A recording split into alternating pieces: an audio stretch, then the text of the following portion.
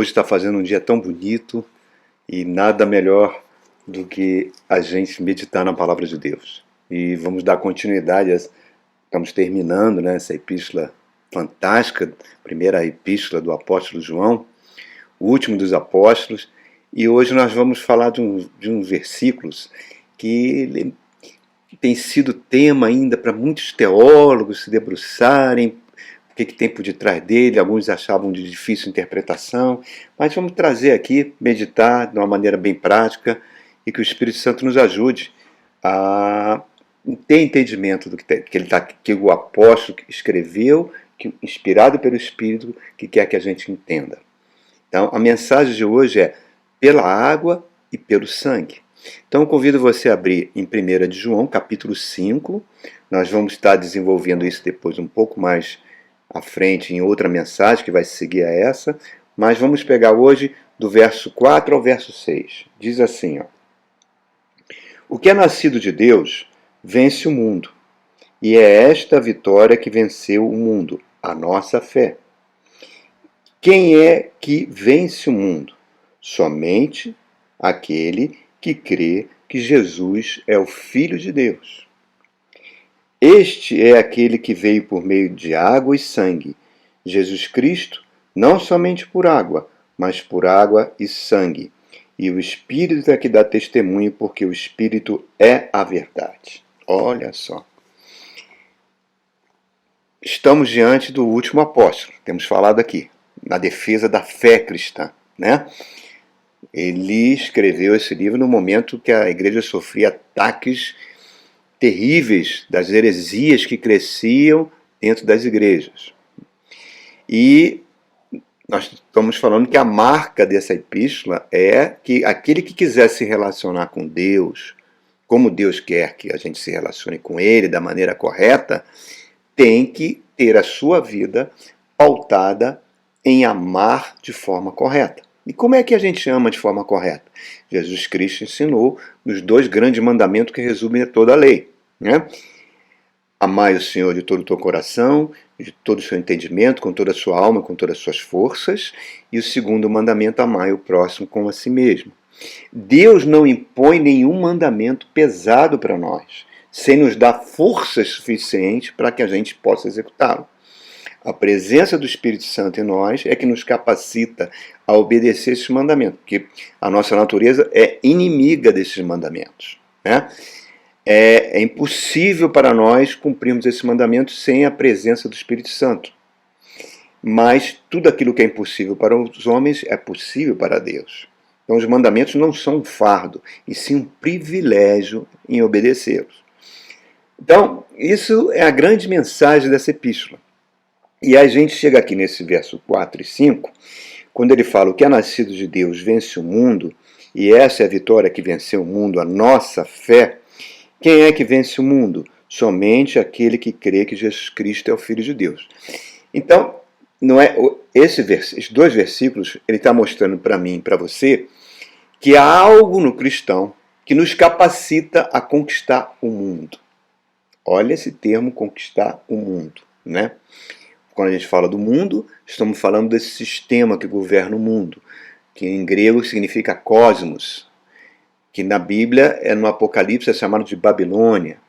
É um sistema que tem um príncipe, né, que é o próprio Satanás, que é afastado de Deus. Esse mundo confronta Deus. Esse mundo tenta nos levar a esquecer de Deus, a abandonar os critérios que Deus quer que a gente obedeça na sua palavra. Então ele está falando, o que nos capacita a vencer esse sistema maligno, estruturado, que influencia toda a humanidade, é a nossa fé. E aí, vencer o mundo fala de uma fé vencedora. Aí João fala, essa fé vencedora vem daquele que crê que Jesus Cristo é o Filho de Deus. Em outras palavras, que crê na encarnação do próprio Deus na pessoa de Jesus Cristo. Crê que Jesus Cristo é o Deus que entrou no mundo, tomou sobre si a sua vida humana. Né? O apóstolo João fala lá no capítulo 1, no princípio era o verbo estava com Deus, o verbo era Deus. E o Verbo se fez carne e habitou entre nós, e vimos a sua glória, glória como unigênito de Deus. Jesus, o Verbo de Deus, a Palavra de Deus, a segunda pessoa da Santíssima Trindade, abriu mão da sua divindade, entrou num corpo humano do ser Jesus, certo? Jesus foi formado pelo próprio Espírito Santo. Então, repare, o que isso nos ensina? Que Deus se preocupou tanto com a vida do ser humano, tanto, que Ele amou a Deus, que Deus amou o mundo de tal maneira que deu seu Filho unigênito, para que todo aquele que nele crê não venha a perecer, mas tenha vida eterna. Então, Deus, Filipenses 2, se esvaziou, se esvaziou da sua divindade, deixou a sua glória e tomou a nossa humanidade com todas as suas contradições, limitações. E não só isso, e foi obediente até a morte de cruz. Quer dizer, um sacrifício que é impossível que nós, como seres humanos, possamos compreender. É um gesto de amor que ultrapassa todo o entendimento. O amor de Cristo nos constrange, diz a Bíblia, lá em Coríntios. Então Deus conhece, por ter passado na pessoa do Cristo, por todas aflições, pesares e tentações que o ser humano passa, desta vida no mundo, Ele entende plenamente aquilo que acontece conosco, o que nos sucede, o que temos que enfrentar nesse mundo, certo? Mas não só isso, Ele não nos deixou órfãos. Ele nos capacita com a presença do Espírito Santo para que a gente viva pela fé. Por isso que ele fala, o meu justo viverá pela fé. Que fé é essa? Que fé vencedora é essa? João está dizendo. É aquela que crê na encarnação de Cristo, que mostra a convicção que Jesus é o Filho de Deus, que Deus, em se preocupar e salvar o mundo, veio habitar aqui entre nós, porque sabe que esse mundo já está condenado, será destruído de forma definitiva, a Bíblia mostra isso para a gente, e quer que nós vivamos nesse mundo com uma fé vencedora. A fé que crê que Jesus Cristo é o Filho de Deus. Primeiro, a fé vencedora, primeira coisa que a gente tem que prestar atenção, ela nos dá defesas para resistir aos ataques que o mundo profere contra nós. Nossa natureza tem fascinação pelas coisas que são mais. Nossa natureza sofre tentações para viver nessa sociedade, nesse mundo hostil a Deus. Então a verdadeira fé, ela é poderosa na prevenção contra as infecções desse mundo. Porque se cremos na encarnação, que o Deus Todo-Poderoso, que criou todas as coisas, encarnou em Jesus Cristo, nós vamos viver continuamente na presença de Deus por meio de Jesus Cristo. Jesus falou, ninguém vai ao Pai se não for por mim. Um dos livros mais lindos que foi escrito sobre, se tornou um clássico da literatura cristã, O Peregrino, escrito por um sapateiro chamado John Bunyan, que estava preso quando ele escreveu esse livro. Ele mostra a trajetória de um crente, um peregrino nesse planeta, sofrendo todo tipo de tentações, levando um fardo imenso, que é a vida do pecado no ser humano, até depositar aos pés da cruz e se libertar de tudo aquilo. Então reparem, irmãos, esse livro é tão lindo que eu recomendo que você leia, porque ele faz várias alegorias para mostrar como é a nossa vida nesse mundo. É uma vida repleta de oportunidades para nos fazer desviar da fé. Porque nós passamos por infortúnios, que muitas vezes esses infortúnios são além da nossa compreensão. Por que nós passamos por isso? Nós passamos por desilusões que despojam os nossos sonhos. Nós passamos por fracassos, que às vezes fazem vontade de desistir de tudo, que seria melhor abandonar a luta. Então, quando eu creio na encarnação do próprio Deus Todo-Poderoso, que suportou por amor de mim aquela cruz horrível, aquela morte tremendamente injusta, eu creio que Ele pode me socorrer em qualquer outra situação semelhante que eu venha passar. Por quê? Porque Ele mesmo passou por elas. O livro de Hebreus fala que Ele é o nosso sumo sacerdote, porque Ele aprendeu a sofrer o que nós sofremos. Então, essa é a primeira característica da nossa fé. Nós temos as defesas para resistir aos ataques do mundo. A segunda característica da fé vencedora, nós temos uma esperança que é indestrutível da vitória final. Qual é a vitória final? Quando Cristo vier de forma definitiva e implantar o reino de Deus de forma definitiva e destruir todas as obras do diabo nesse mundo. O mundo fez tudo contra Jesus. O perseguiu, o difamou, o ofendeu, o condenou e até o crucificou. Fez tudo para eliminá-lo, mas fracassou. Estamos aqui, 2022 anos falando sobre Jesus. Por que fracassou? Porque todo mundo continua falando sobre Jesus e crendo em Jesus e sendo salvo. Porque Jesus ressuscitou. E ao ressuscitar, ele trouxe de volta a sua glória, a glória que Adão perdeu quando pecou. Então esse é o Cristo que hoje habita em mim na presença do Espírito Santo. Essa é a nossa fé. Aquele que viu escuridão, aquele que morreu e que não pôde ser retido pela morte, é aquele que nos oferece a sua vitória.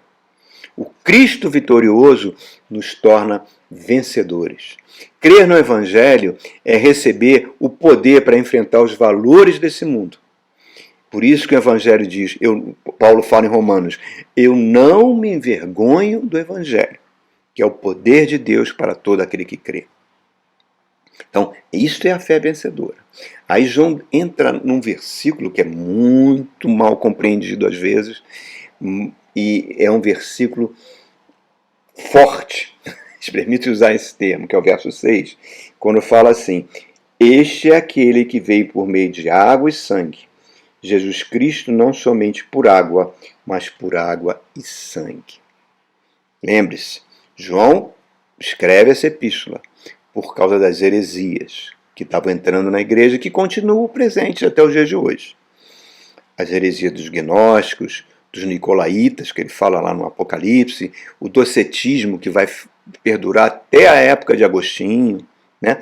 Todas essas heresias, elas tinham um ponto em comum, elas negavam Cristo vindo como um ser humano, Deus se fazendo homem e morrendo numa cruz. Isso para a mente dele um Deus assim, um Deus fraco, um Deus que morre, não é verdadeiro. Aí João entra com essa palavra, água e sangue. Muitos têm dificuldade de entender isso, mas eu vou invocar o testemunho do próprio João, porque ele estava aos pés da cruz do Cristo, do lado de Maria. Tanto é que Jesus vira para ele na cruz e fala, esta é sua mãe, mulher, este é seu filho. E a partir daquele momento, João passou a cuidar da mãe de Jesus, de Maria. E ele fala um fato que ele viu. Eu vi e estava ali e escrevi. Qual foi o fato? Quando um soldado vem com uma lança e esse gesto do soldado já foi previsto pelo profeta Zacarias 500 anos antes, quando diz que o povo judeu vai ver aquele que foi traspassado, né? E enfia a lança na lateral aqui de Jesus e sai água e sangue. E ele fala, eu sou o testemunho. Água e sangue são símbolos cristãos que nos comunicam o significado essencial do Evangelho. Jesus entra no seu messianismo como Messias. A palavra Messias vem do hebraico Messiá, que em grego é traduzido como Cristo, que é traduzido para o português como o ungido. Né? Ele é ungido, ele é batizado pelo Espírito Santo quando ele entra nas águas do batismo.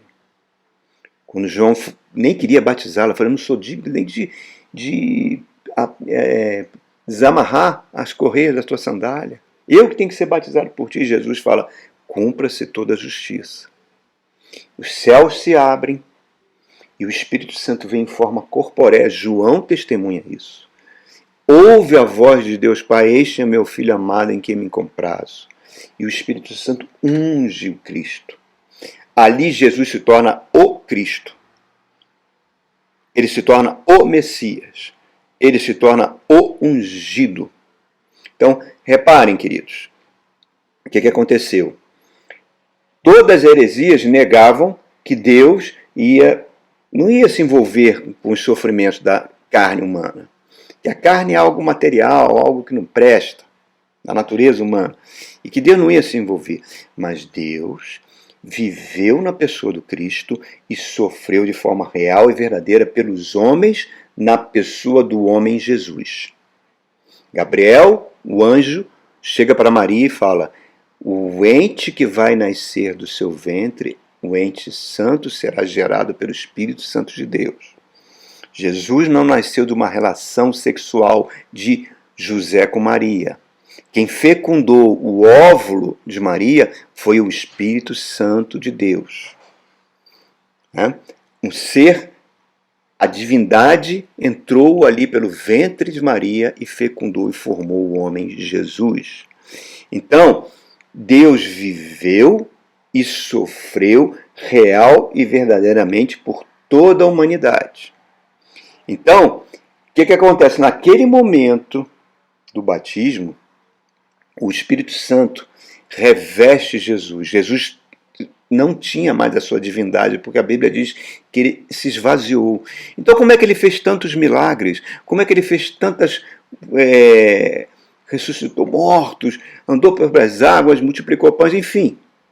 Tudo ele fez por meio da fé em Deus. Porque ele mesmo confessa: eu não faço nada por mim mesmo, eu não posso fazer nada por mim mesmo, mas é o Pai que está em mim que faz as obras, é o Espírito Santo que fazia as obras por meio da fé do Cristo no Pai. Tudo foi feito por meio da fé. E o Espírito Santo, logo que unge o Cristo, leva ele para o deserto para enfrentar Satanás como homem. Porque foi como homem que o pecado entrou no que Adão foi derrotado pelo Satanás. Então ele foi enfrentar única e exclusivamente o diabo por toda a sorte de tentações que a Bíblia diz que ele sofreu, usando apenas a palavra de Deus. Então, irmãos, olha só. Este é o Evangelho. Este é o Evangelho. Então, para que serve o Evangelho? É uma pergunta que você pode fazer e deve fazer toda hora. Para que existe o Evangelho? Primeiro, para a nossa salvação. Que todo aquele que crê será salvo. Né? Nossa salvação. E, tudo bem, essa salvação vai acontecer, nós já estamos salvos, mas nós viveremos por toda a eternidade. Isso vai acontecer quando Cristo vier, não é? E nós seremos transformados no que Ele é. A Bíblia diz que nós seremos glorificados. Essa é a grande mensagem e objetivo do Evangelho. Enquanto isso não acontece, Deus enviou o Espírito dele, o Espírito Santo, a terceira pessoa da Trindade, o Consolador, o Confortador, aquele que pega os holofotes e aponta para a pessoa de Jesus, aquele que veio para glorificar o Cristo, glorificar a obra de Cristo. Para que o Espírito Santo está em nós? Para nos transformar. Ser o tipo de gente que Deus quer que a gente seja. Qual é o tipo de gente que Deus quer que a gente seja? Que nós sejamos semelhantes ao Cristo, a fim de que Ele seja o primogênito de muitos irmãos. Esse é o significado da palavra cristão, que significa um pequeno Cristo. Recebemos um passaporte para a eternidade. A Bíblia chama de selo, né? Por Deus. A eternidade com Deus é algo que aquilo a Bíblia fala, aquilo que nem olhos viram, nem ouvidos ouviram, nem jamais penetrou no coração humano. É aquilo que Deus tem reservado para aqueles que o amam. E o que é o inferno? É uma eternidade sem Deus. De trevas, de dor e sofrimento. Então, transformado na imagem de Cristo. Por isso que 2 Coríntios 3,18, que nós vamos sendo transformados na imagem do Cristo, o tipo de gente que Deus quer. Aí, irmãos, eu quero chamar a atenção de um fato que é sempre bom, eu sempre estou alertando nos vídeos sobre isso. Né? Eu acho que se João pudesse entrar nas igrejas ao longo desses 2020 anos, 2022 anos, ele ficaria horrorizado com o que aconteceu em muitas igrejas. durante esses séculos até os dias de hoje. Como as pessoas se desviaram dessa fé verdadeira que nós estamos falando aqui. Começa pelo cisma grego, né? Que aconteceu ali por volta do, não me lembro o século, não sei se foi 800, ou entre 600 e 800, quando a igreja se rompe em duas, a igreja do Oriente, grega, ortodoxa, com a igreja romana. Né? Depois nós tivemos o envolvimento político da igreja que gerou as cruzadas, o Papa convocando exércitos para matar árabes e muçulmanos. Depois tivemos a Inquisição, que foi terrível em toda a Europa, principalmente na Espanha, em Portugal, pessoas queimadas vivas nas fogueiras. Depois tivemos, são vários fatos, eu estou me lembrando de alguns. A noite de São Bartolomeu, quando os protestantes foram massacrados na França, os huguenotes massacrados, as guerras religiosas na Europa, teve até a Guerra de 100 anos mesmo. Então, e mais recentemente, há 70 anos atrás, a igreja aderindo ao nazifascismo. O horror que aquilo foi, irmãos. Essa semana eu tive a oportunidade de ver um documentário sobre a Segunda Guerra Mundial e mostrou os campos de extermínio que os alemães criaram.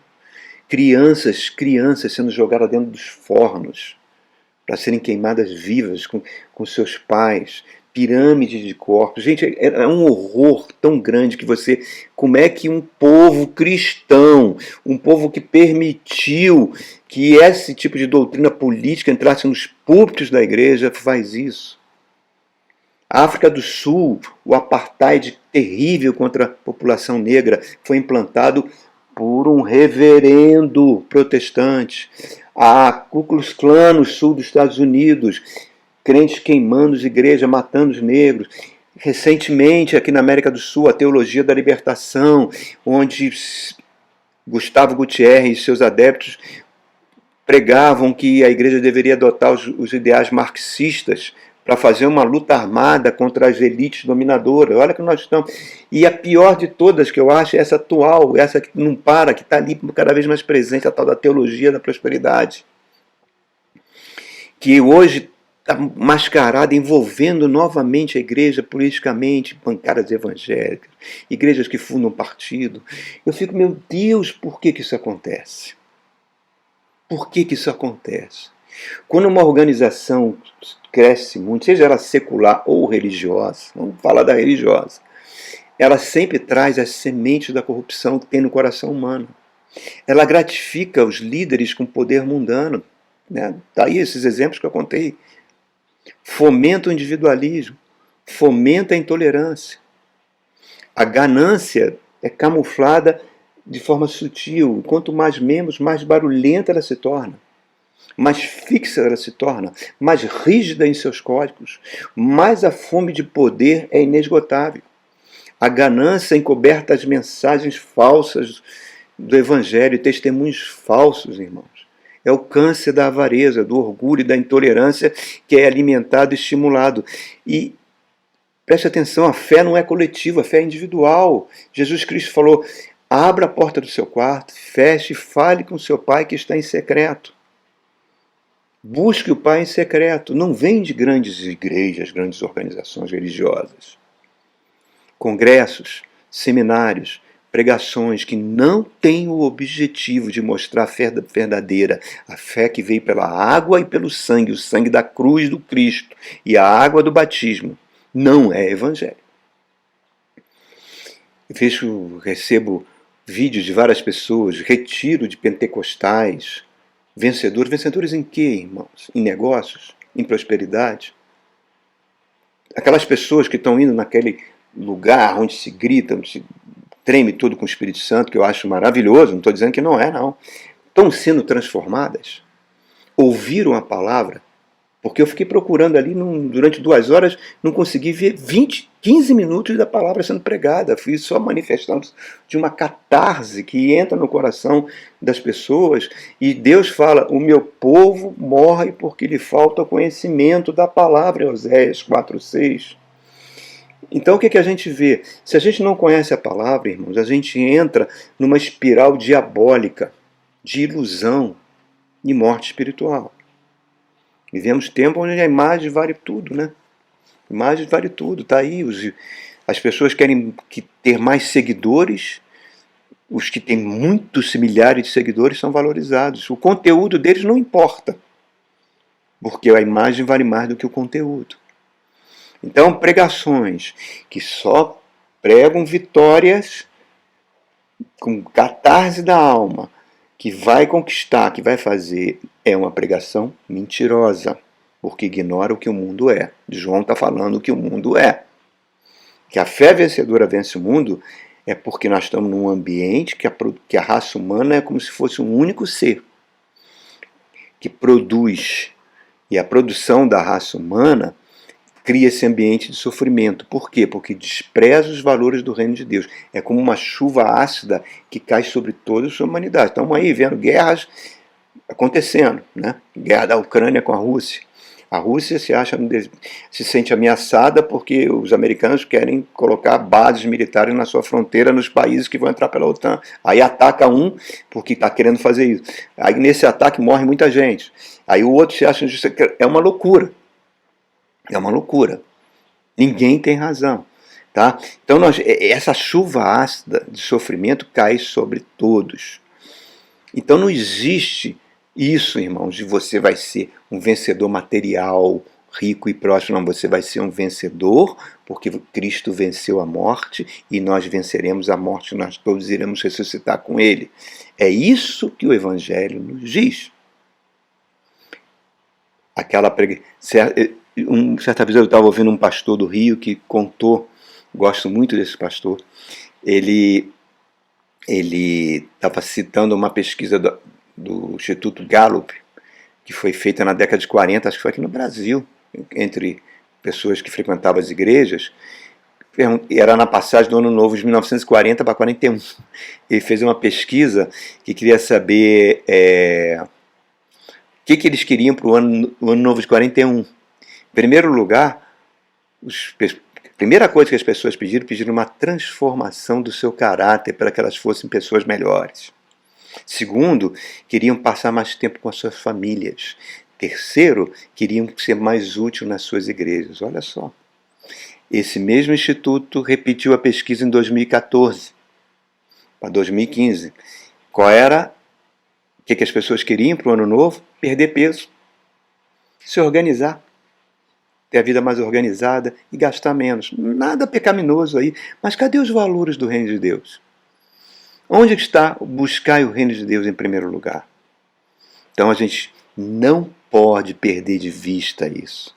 A fé verdadeira veio pela água e pelo sangue de Cristo. Morte, o batismo é um símbolo da nossa morte. Quando a gente entra nas águas do batismo, nós morremos para esse mundo.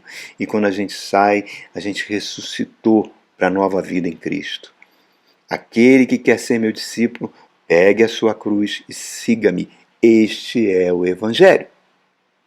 Então, o que foge disso?